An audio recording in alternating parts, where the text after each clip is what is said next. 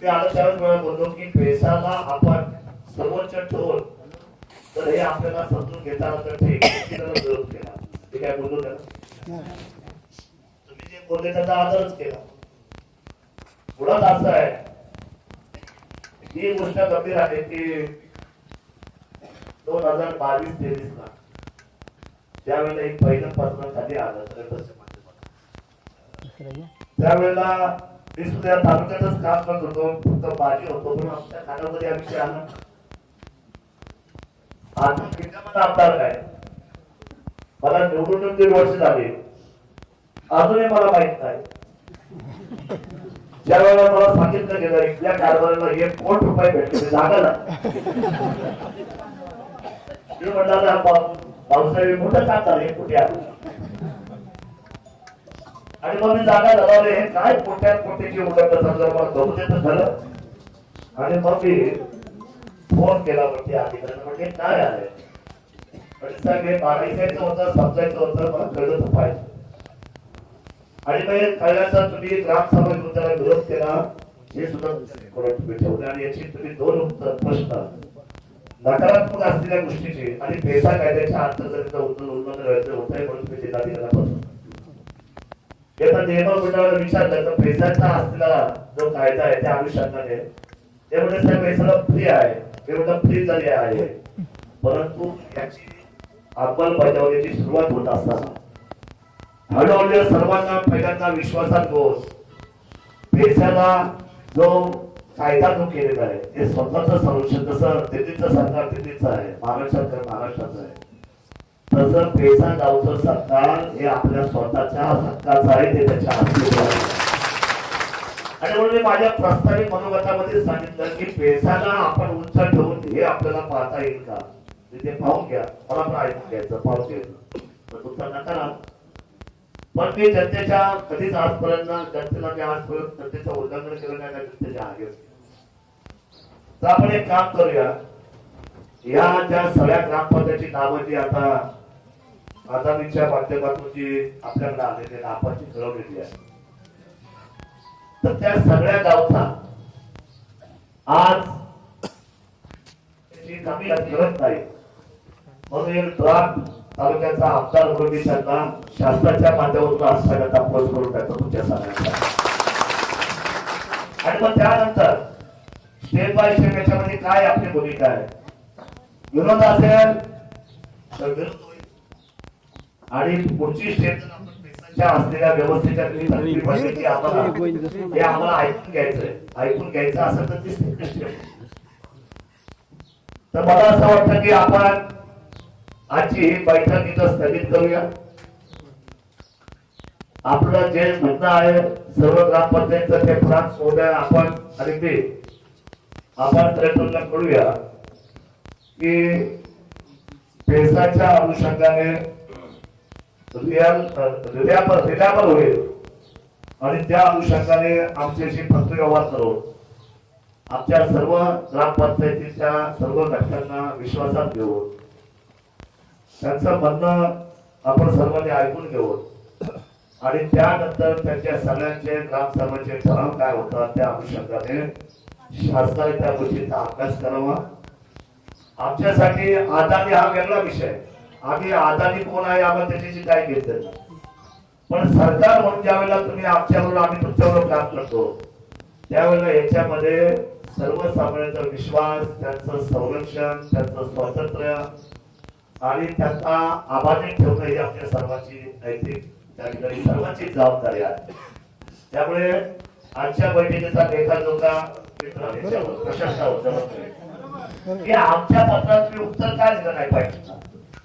तुम्ही आमच्या पत्राला उत्तर दिलं असतं आमच्याशी चर्चा घडून आणली असत्या समन्वय साधला असता आहोत तर आम्हाला काहीतरी पुढे जायची संधी मिळाली असती. पण तुम्ही आमच्या पत्राला अंडर एस्टिमेट केलं उत्तर दिलं नाही. आणि मग या अनुषंगाने शोध घेत प्रशासनाचा की 2024 ला जर या अशी पत्र जिल्हाधिकाऱ्यांना जर प्राप्त झाली होती तर ती आपण शोधली फक्त आणि त्या अनुषंगाने आपण पुन्हा एकदा सुरुवात रिवाइज करून आपण त्या सगळ्याशी या घटकाशी बोललं पाहिजे चर्चा केली पाहिजे. या मताशी मी आहे. कुठलाही गोंधळ न होता आणि तुमच्या विश्वासाला धक्का न लावता आज जे प्रेझेंटेशन होतं ते प्रेझेंटेशन आपल्याला काही घाई नाहीये. त्या प्रेझेंटेशनचा विचार आपण तुमच्या सर्वांना विचार करून विश्वासात घेऊन आपल्याला जमलं पटलं तर वाटलं तर पुढे मागे आपल्याला जर वाटलं तर आपल्या सगळ्यांना ज्यावेळेला शासन द्या हे नेटिव्ह आपल्याला प्रश्न करते संजय काय आपल्या विरोध आहे हो आपल्याला ऐका तुम्ही आता काय विषय हुशारीचा मुद्दा मांडला आपला की आमच्या पेसा कायद्याचं उल्लंघन तो केलं. तो पेसा कायद्याचं उल्लंघन होत असताना जर पेसा कायद्याच्या अनुषंगाने त्यांनी जर अभ्यासात घेतल्याशिवाय वरती कुठलीच गोष्ट आजपासून होणार नाही मी तुम्हाला आज सांगत आहे. आणि काय परिस्थिती आहे का ती आमदार आहे मी संघर्ष करणारा आपल्याबरोबर माणूस आहे. त्यामुळे आपण चिंता करू नका. हे थांबले बाबा तुझं काय चाललंय एवढा आवाज नाही माईक दुसरा घ्या माईक दुसरा घ्या आवाज येत आणि तुम्हाला विश्वासात घेतल्याशिवाय आणि माझं म्हणणे की तुमचा विरोध नाही हा कडक विरोध आहे. तुमचा विरोध आहे ना? हो आहे विरोध आहे विरोध आहे का? विरोध आहे. हा कडक विरोध शासनाला कळवला जाईल एवढंच तुम्हाला आजच्या निमित्ताने सांगतो. जय हिंद जय महाराष्ट्र जय आदिवासी जय भीम.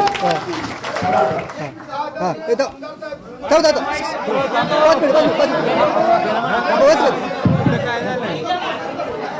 5 मिनिट विद्यमान तालुक्याचे आमदार आदरणीय शरददादा रामचंद्रन डेप्युटी साहेब आणि सगळे अधिकारी या ठिकाणी तहसीलदार साहेब आहेत सर्व अधिकारी आहेत.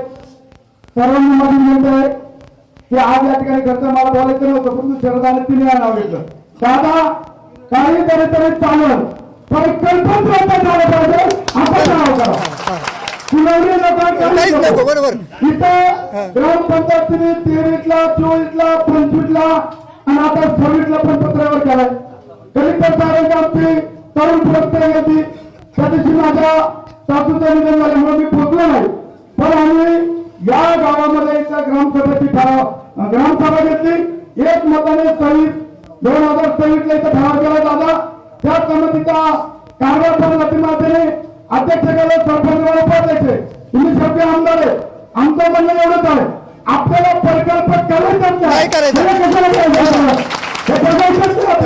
ते आदानी दादांना तुम्ही तिकडे गुजरात करा आमच्या महाराज राजकारण करतो. मी सर्व समाजाच्या वतीने सांगतो हा प्रकल्प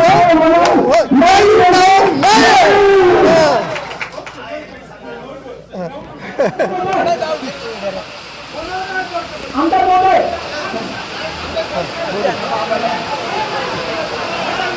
खाली बसा आम्ही आमदार महोदय प्रांत महोदय हा बोला बोला बोला प्रदूषण अधिकाऱ्यांना विनंती करतोय की त्यांनी फोनवर कलेक्टर साहेबांची लगातार बोलावं ही भावना कळवा आणि नाही करायला आज सांगावं. आमदार महोदय आपण सोबत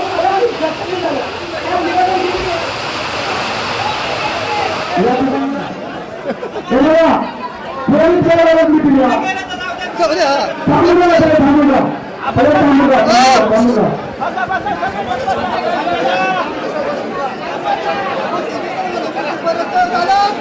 काय नाही करणार पोलीस मंडळी आम्ही काय करणार नाही आम्ही काय करणार आम्ही संसदेमध्ये तुम्ही काय करायचं लोकांना पोलीस मध्ये करायचं लोकांना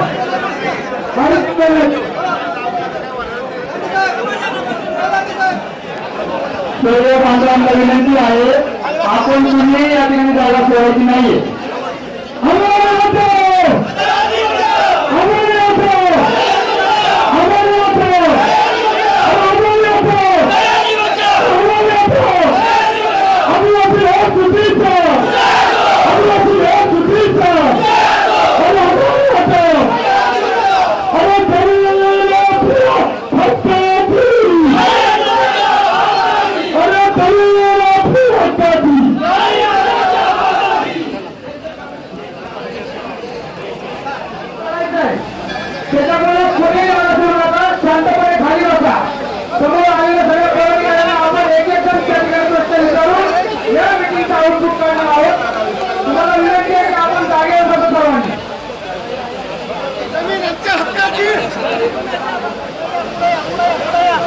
अत्यंत महत्वाच्या मुद्द्यांवरती आपल्याला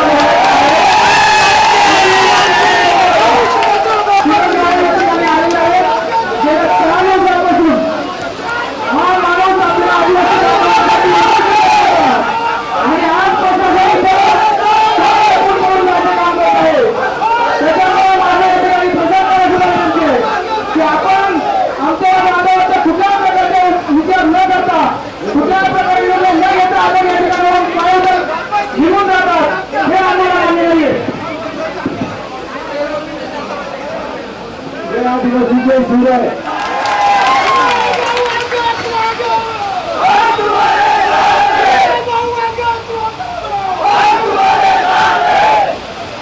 अपनी छत्रपती शिवाजी महाराजांची जन्मभूमी आजारीला इथं आणण्याचं कुणी साफ करू नये. आज सरकारी जे अधिकाऱ्यांनी विशेष करून आमदार साहेबांची बैठक बोलवली. ठीक आहे, या बैठकीत आपण मान ठेवतो. माझी आमदार साहेबांनी विनंती, आज सरकारला शिवनेरीचा शिलेदार तरीकडे संबोधलं जातं. शिलेदारीने एक करावं. या आदरणीला काही जरी झालं तरी तो पाडत आहे. दादांना आम्ही त्या दिवशी पण सांगितलं की दादा आजी असू नाही तर माझी. आजपर्यंत आम्ही कोणाकडे काही मागितलं नाही. या गोरगरीब आदिवासी बांधवाच्या फक्त चेहऱ्यांना बघा, याच्या फक्त डोळ्याचे अश्रू बघा. ही आमची दगाची विनंती.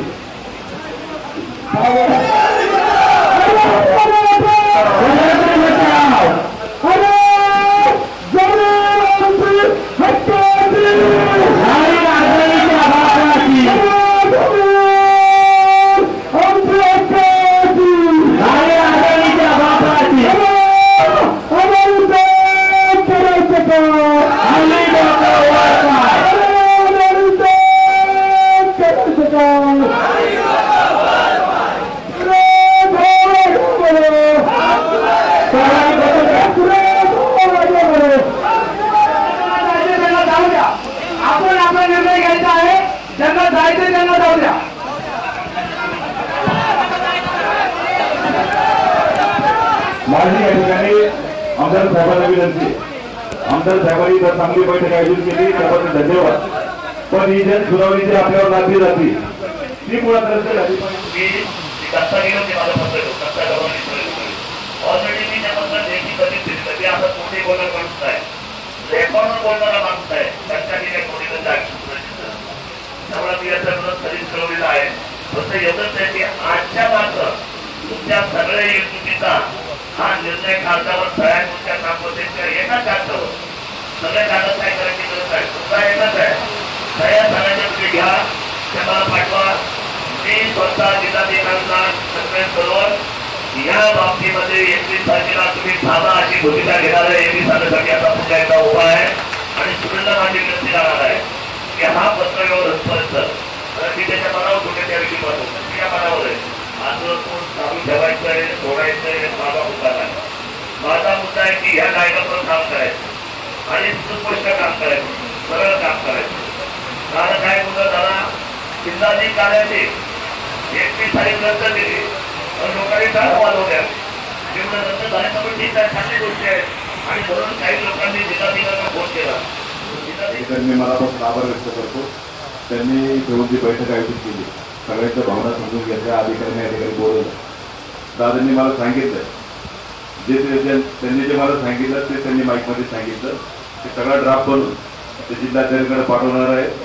आणि दादांनी सांगितलं की उद्या परवा जेव्हा कधी आदेश येईल तेव्हा येईल, तोपर्यंत आपलं उपोषण थांब राहणार आहे.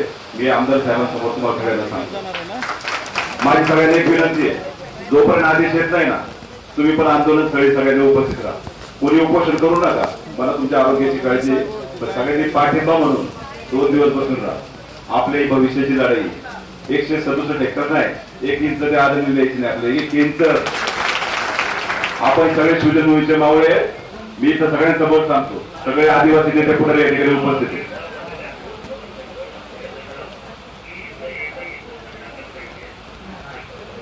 दादांनी या गोष्टीसाठी पुढाकार घेतलाय. त्यांनी मला सांगितलंय की मला फक्त 2 दिवसाची त्या ठिकाणी मला कालावधी द्या. दादा 2 दिवस नाही, अजून तुम्हाला 8 दिवस देतो. 8 दिवस माझी बसण्याची तयारी आहे लोकांसाठी.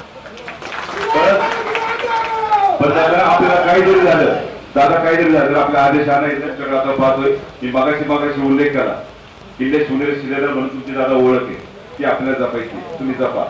आपल्या आदिवासी बांधवांना काही जरी झालं तरी 1 इंचाचं अतिक्रमण अदानी काय अंबानीचं पण होऊन द्यायचं नाही. आम्ही या गोष्टीवर ठामे दादा. मी तुमचे मनापासून धन्यवाद सगळ्या अधिकाऱ्यांचे या ठिकाणी धन्यवाद. सगळ्यांनी रिपोर्टिंग त्या पद्धतीने करा आणि उद्या जे आंदोलन होणार आहे 15 ऑगस्टला ते त्या मडपारगाव फाट्यावर होणारच आहे. जोपर्यंत आदेश येत नाही तोपर्यंत आपला लढा सुरूच राहणार आहे एवढे मी आणि सांगतो. धन्यवाद. हे बघा उद्याला जेव्हा कल्याणनगर रोड आहे तो हरवणार आहे त्यामुळे आपण कुणी इथून हवं नका कोणी जाऊ नका आपली मिटिंग वर आले